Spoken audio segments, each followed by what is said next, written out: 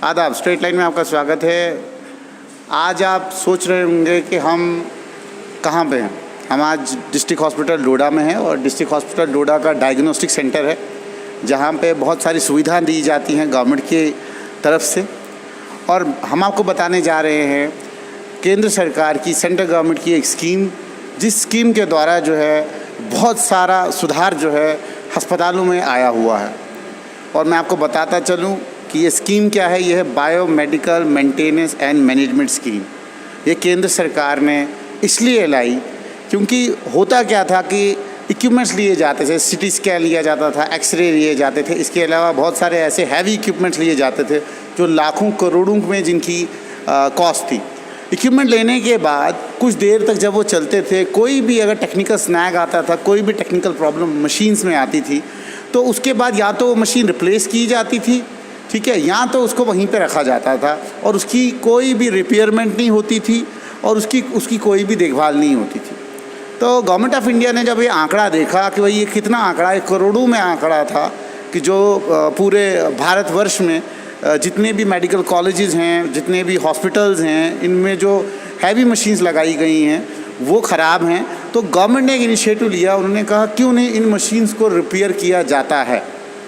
तो जब ये सवाल आया क्यों नहीं इन मशीन्स को रिपेयर किया जाता है, तो एक ऐसा प्रोग्राम लाया गया, biomedical management and maintenance programme. इस प्रोग्राम के द्वारा जो है पर्टिकुलर इंजीनियर को जो है वो हायर किया जाता है, लाया जाता है और लाने के बाद इन मशीन्स को ठीक किया जाता है। मशीन्स को ठीक करने के बाद जो है इसकी मेंटेनेंस भी उसी द्वारा की जाती है।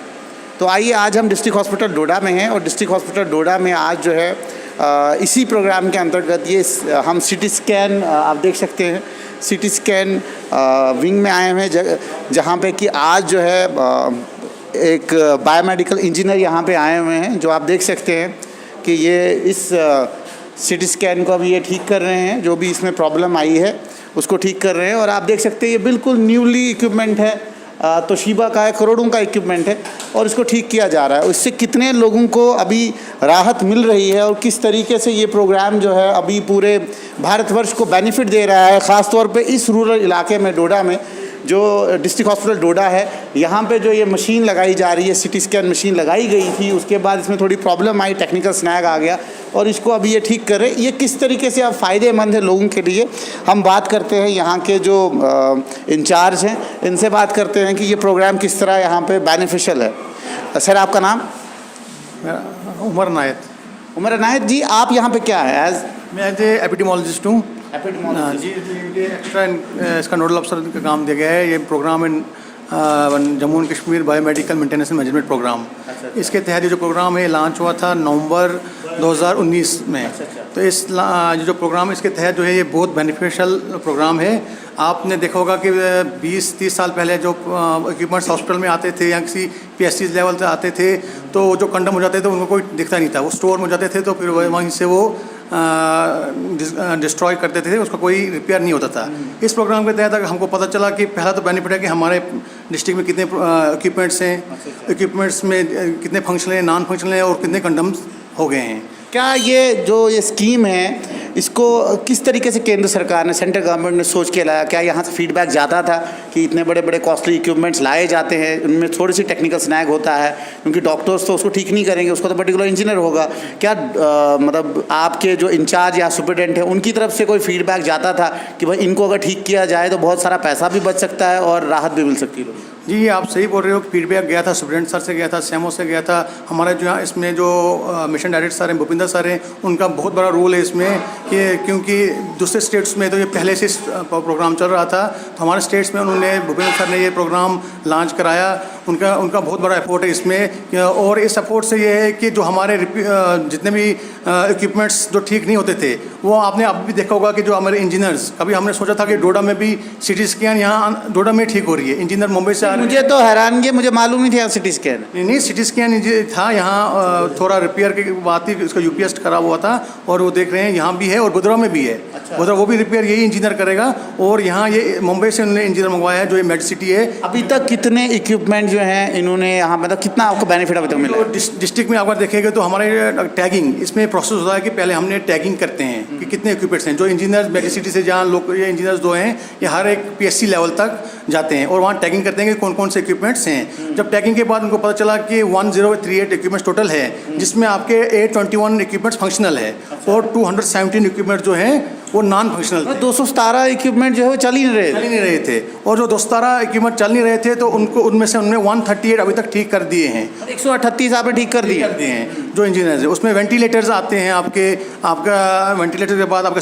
CT एक्सरे मशीन्स हैं, आपके एनेस्थीसिया मशीन्स हैं, CRM। कितना कॉस्ट होता होगा उनका अगर देखा जाए तो? अगर आप देखें तो अगर हम ARM या किसी प्राइवेट में करेंगे तो ये CT स्कैन मशीन ठीक करने में तो बहुत ज़्यादा कॉस्टली इंजीनियर पे करता है। मगर हमारा इस प्रोग्राम के तहत जो इंजीनियर आए हैं तो ये सारा जो है वो अभी हॉस्पिटल में तो फ्री ऑफ हो रहा है। इसका कॉन्टैक्ट हमारा NHM से है तो वही वो उसका पेमेंट करते हैं। अच्छा, इसके अलावा जो मतलब आगे अगर ये CT स्कैन मशीन ठीक होती है, ठीक होने के बाद इसमें कितना बेनिफिट जो है यहाँ के लोगों को मिलेगा? वो तो सबको पता है कि CT स्कैन का बेनिफिट कितना है। जो लोग यहाँ से रेफ़र होके जम्मू जाते थे या उधमपुर या कहीं जाते थे CT स्कैन करने के लिए, उनको डोर स्टेप पे उनको फैसिलिटी मिलेगी, वहाँ यहाँ पे CT स्कैन कर सकते हैं। और अल्ट्रासाउंड आपको पता है कि हमारे पिछले 15-20 दिन 1 महीने से तो हमारा रेडियोलॉजिस्ट भी आ गया है। रेडियोलॉजिस्ट की तो ज़्यादा डिमांड थी, CT स्कैन चलना चाहिए।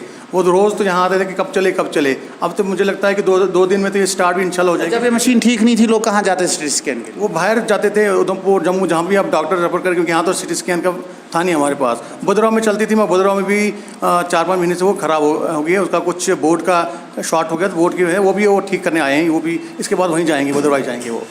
सर आपका नाम? मेरा नाम डॉक्टर मोहम्मद याकूब मीर, मेडिकल सुप्रिटेंडेंट AIGMC डोडा। सर जिस तरीके से ये प्रोग्राम जो है एक किस्म का बदलाव ला रहा है, ख़ास तौर पे कि मेडिकल फर्टर्निटी के लिए जो जितने भी डॉक्टर्स होते हैं, रेडियोलॉजिस्ट हो वो या कोई भी डॉक्टर हो जिसका कंसर्न CT स्कैन के साथ है, वो शायद किसी हद तक मजबूर होते थे पहले पेशेंट्स को यहाँ से जम्मू भेजने में। अब क्या लगता है आपको कितना बेनिफिट ये आपको दे सकती है? और इसके अलावा भी जो इस प्रोग्राम के अंतर्गत जितने भी यहाँ इक्विपमेंट ठीक किए गए हैं उसमें आपको क्या लगता है कितना बेनिफिट लोगों को मिल रहा है? सर मैं सबसे पहले आपका शुक्रिया अदा करना चाहता हूँ कि आप आए और आपने हमसे इसके बारे में पूछा कि आपकी प्रॉब्लम क्या और आपके यहाँ पे क्या क्या इक्विपमेंट्स हैं जो डिसफंक्शनल हैं और जो नॉन फंक्शनल हैं।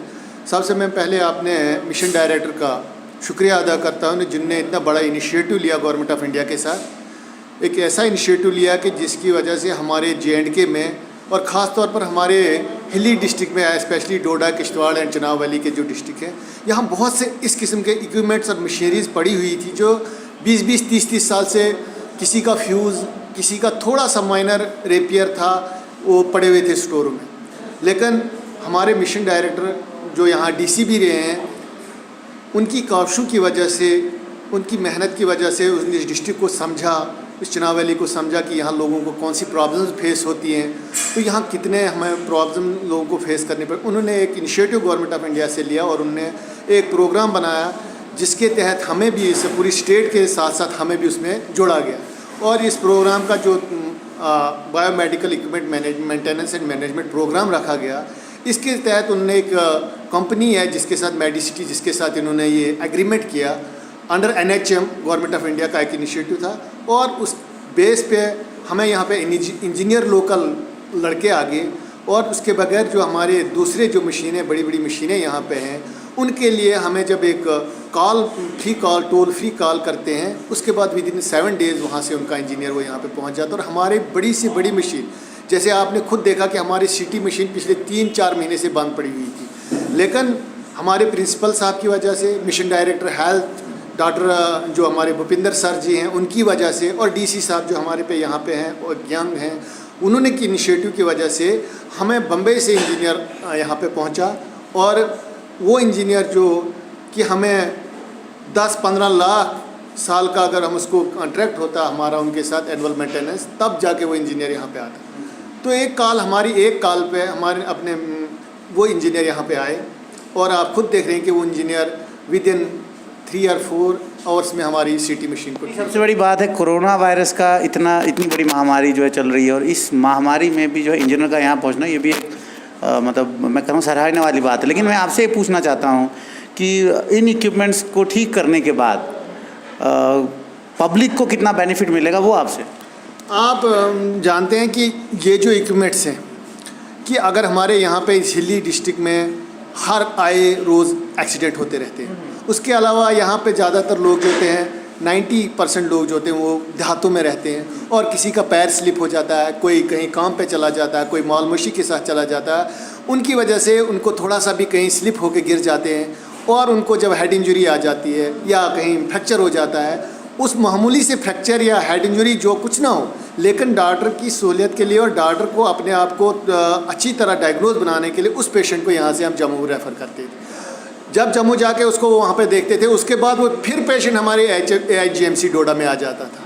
लेकिन मेन ये था कि हमारा जो एक मामूली उसका पेशेंट का जो एक्सपेंडिचर हो जाता था 5 से 10 हज़ार तक उसका एक्सपेंडिचर हो जाता था जम्मू जाने में, वहाँ स्टे करने में, फिर वापस आने में, वो एक्सपेंडिचर टोटली ख़त्म हो जाएगा। जैसे हमारा पहले रेडियोलॉजिस्ट की प्रॉब्लम थी, अब हमारे रेडियोलॉजिस्ट यहाँ पे आ गए हैं। अब हमारे CT की प्रॉब्लम थी, CT इंशाल्लाह हम विद इन डेज़ इसको कंप्लीट करेंगे। और जो फिर हमारा जो किसी किस्म का भी कोई भी हेड इंजरी हो, फ्रैक्चर्स हो या कोई भी हमें इससे CT स्कैन से रिलेटेड कोई भी प्रॉब्लम हो, हम उसको डायग्नोज करके उसको यहाँ पे ट्रीटमेंट कर सकते हैं। दूसरा मैंने आपसे पूछना था, यहाँ पे जो इन मशीन्स को चलाने वाले लोग हैं, क्या वो सफिशेंट हैं जितने भी आपके इक्विपमेंट यहाँ हैं? हाँ, जितने पहले तो हमें प्रॉब्लम थी, उसके बाद हमें यहाँ पे क्या हुआ कि हमारा AIGMC जब डोडा बन गया, मेडिकल कॉलेज जब बन गया, 2019 से स्टार्ट हो गया यहाँ काम, और ये हमारे पास हर किस्म की स्पेशलिटीज़ के लोग यहाँ पे आ गए। कभी ऐसा हुआ कि इन इक्विपमेंट्स के फेलियर की वजह से जो है यहाँ प्रोटेस्ट का सामना आपको करना पड़ा?